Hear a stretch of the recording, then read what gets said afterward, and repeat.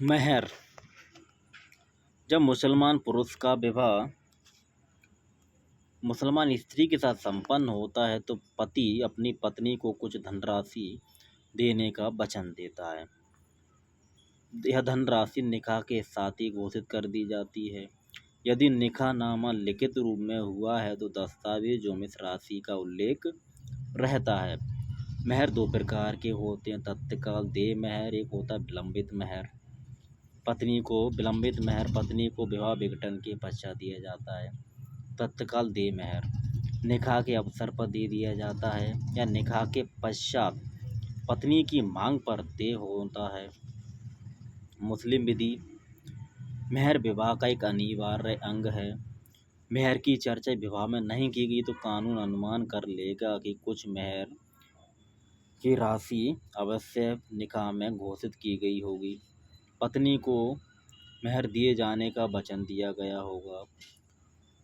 अनिश्चित मेहर का निर्धारण आवश्यकता पड़ने पर कुछ विशिष्ट सिद्धांतों के अनुसार किया जाता है। मेहर के विरुद्ध उपाय। पति के सहवास से इनकार करना।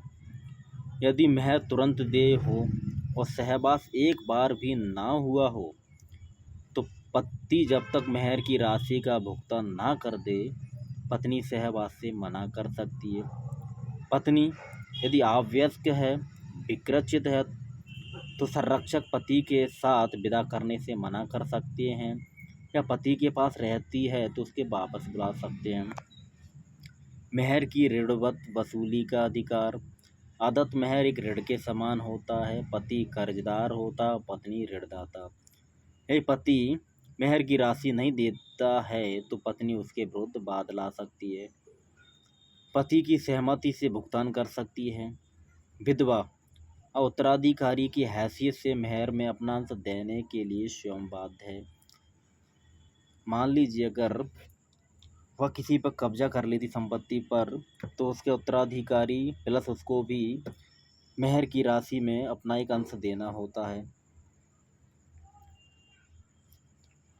पति के संपत्ति को कब्जे में रखना।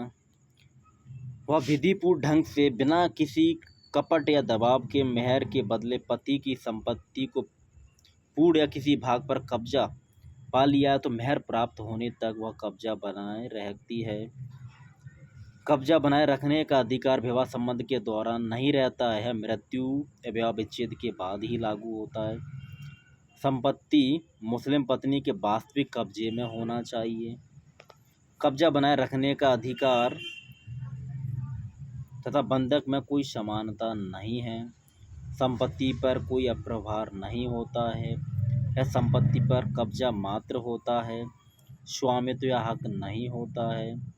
पति की संपत्ति पर कब्जा विधवा करती तो विधवा हिसाब की उत्तरदायी होगी।